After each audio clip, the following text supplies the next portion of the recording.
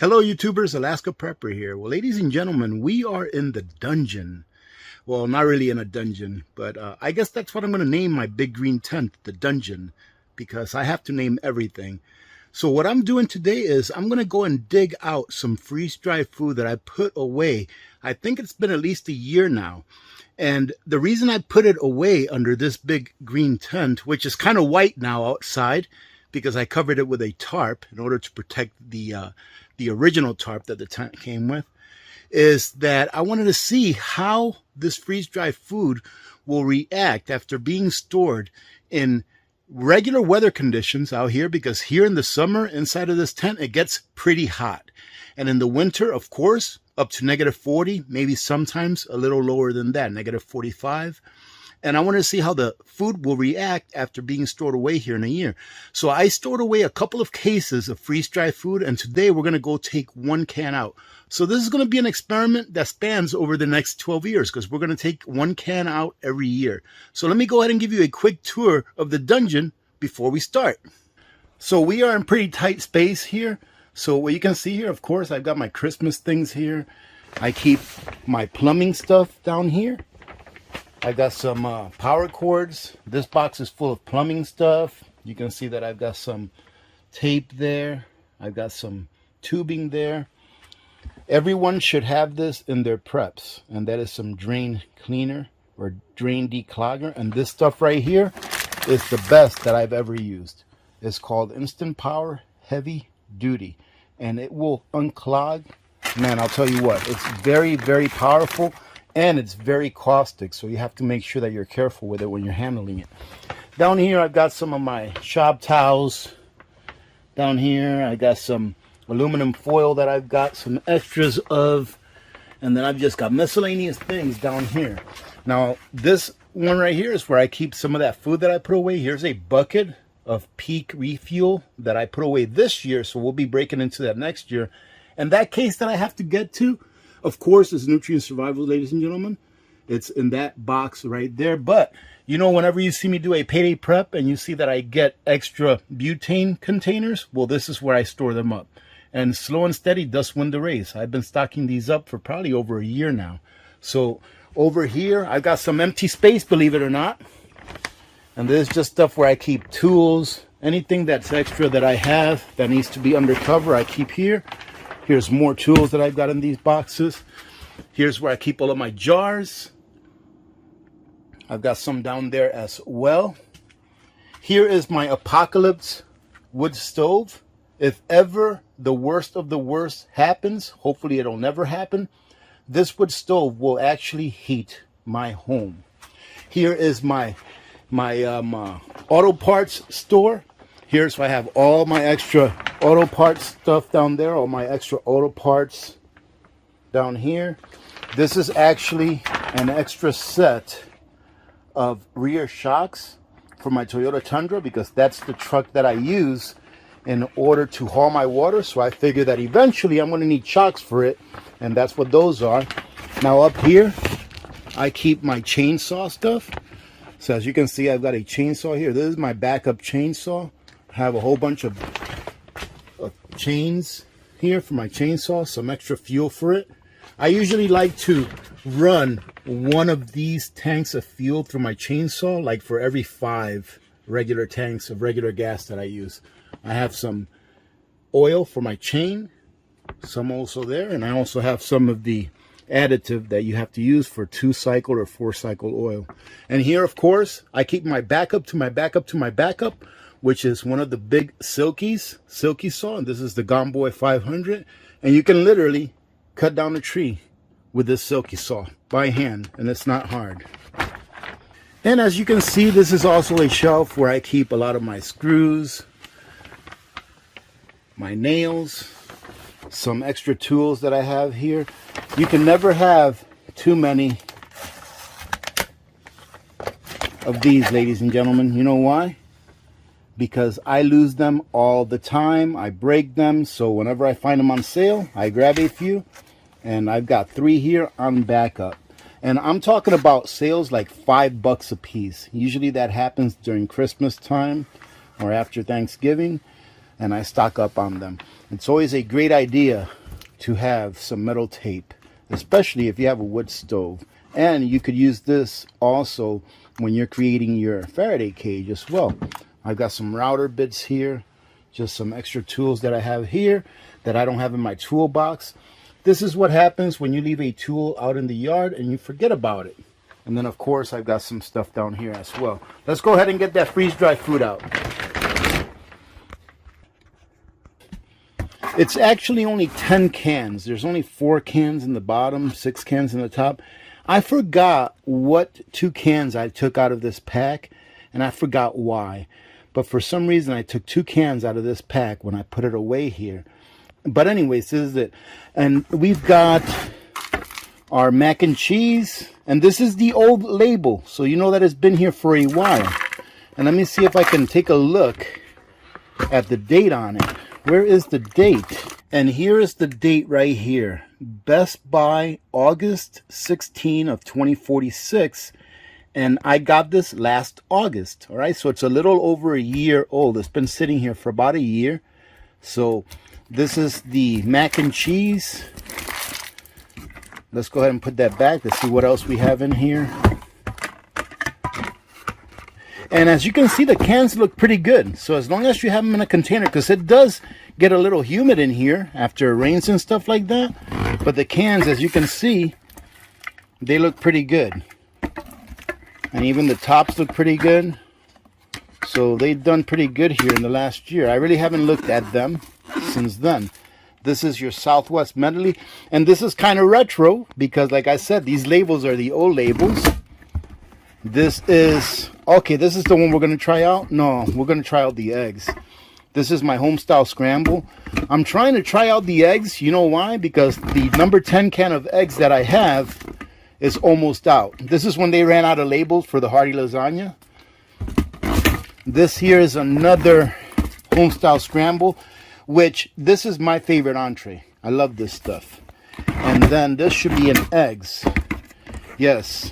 Remember these eggs, ladies and gentlemen, when everyone was complaining about the price of these eggs being like $50? Well, go take a look at the price of the eggs now. And I'm pretty shocked that they're only selling them for $100 a piece now, because everywhere else you go, they're pretty expensive.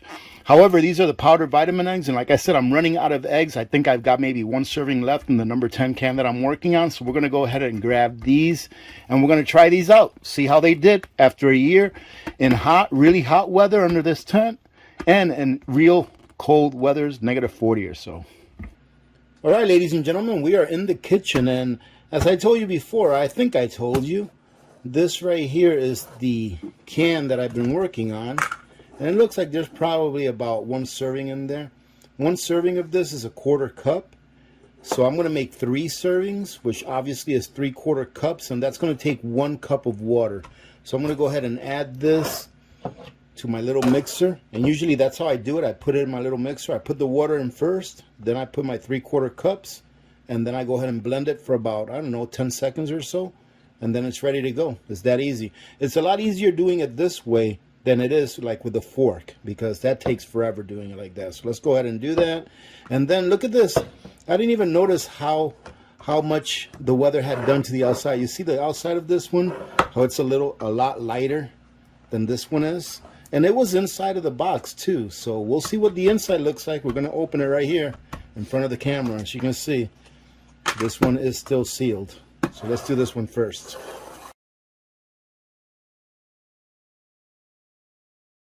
And every time that I use this can opener, people always ask me, where'd you get it? It is in my Amazon storefront. And I'm kind of, I don't know if it's excited, but really curious to see what it looks like in there, because it's been sitting under that tent for the last year under hot and cold weather. So my biggest worry was, I was like, well, what if there's condensation buildup inside because of the temperature change? But you have to realize that there should be a, because of the, what do you call it, the oxygen absorber in there, it should create a negative pressure. And look at that, it looks just fine. Let me smell it. And it smells just like it's supposed to smell. It actually looks really good. Look at that. Man, I'm pretty excited about it. So let's see. I mean, the only thing is going to be a taste test, and I know I'm mixing a little bit of this one here with one that was a little bit newer, or one that wasn't outside. But still, if it was off, I'd be able to tell. Let's go ahead and cover this up. One thing that you can do with this is, if you know that you're going to keep it out, if you know that you're not going to use this like within a few months, it's said that I've actually talked to the CEO, Eric Christensen from Nutrient Survival, and he said that this should be okay to leave outside for like 6 months. But if you're worried about leaving this, like unsealed, just with the cap on, out on your counter or something like that, I would just put it in the refrigerator. And it should absolutely last no problem, because there's not very much moisture or humidity inside a refrigerator because of the condenser, and it keeps it cool. So if you're worried about that, that's what I would do. And if you only want to try it, then you can also always repackage it, dry can it in quart jars, or even seal it with a vacuum seal bag. So like I said, all we have to do now is just put this on and put it in the blender and blend it up. So I'll be right back with that, and I'm going to get my frying pan ready so that we can fry it up. And this is what it looks like. And literally, like I said, I only blended it for probably about 10-15 seconds. And what I do is I just let it sit like that for a few minutes while my frying pan is getting ready. Because what it does is it lets any of the excess that's like on the blade drip down. That way I don't make a mess when I open it. But let's get our frying pan ready, and then we're going to go open this up and then put it in a frying pan and try it. And I've got about 1.5 tabs of butter in there. Now I'm going to do, let's just put it in there. And it really does look good. I eat this stuff a lot. So it looks good and it smells good. Hopefully it's good. And we want to get as much out of there as we can. Why? Because this stuff's not cheap. But you do get what you pay for. And what I do is I just cook it on low, and I try to keep it stirred. And then I'm going to put some ham on here, and I'm going to put some cheese on my bread. And I'll tell you right now, this is way too much for like one sandwich. This will definitely feed at least 2 people really good. Right here, what you're looking at is the equivalent of 6 eggs. And this would be the equivalent of what would come in one of those singles packs. You know, the little packs of eggs that Nutrient Survival sells? This is the equivalent of what one of those packs would come, because they come with the equivalent of 6 eggs.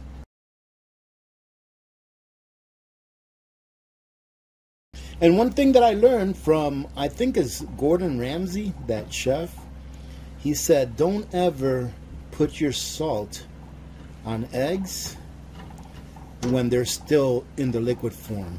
He said because that makes the water get away from them and then they come out dry. Always put the salt on after they're cooked.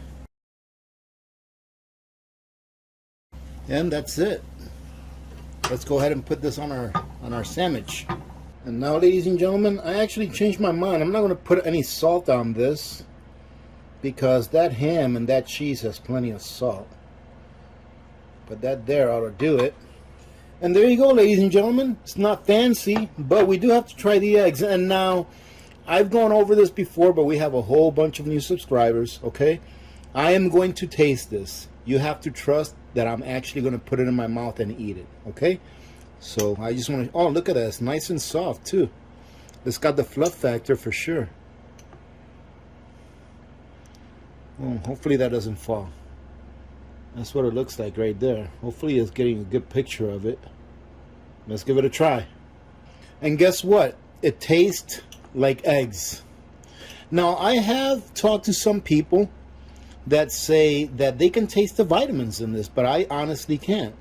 And my wife as well has tried these eggs before, and she actually says that these are the best tasting long-term food storage eggs that I've ever tried. And she said it for the same reason that I said it. It's because they just taste like eggs. There's nothing special about it. They just taste like eggs, but the only thing special about it is that you can put these away for 25 years and they'll still be good. And at least with these eggs, it's shown that you can keep them stored outside in temperatures that are high and temperatures that are extremely low, and they'll still be good after a year of storage outside.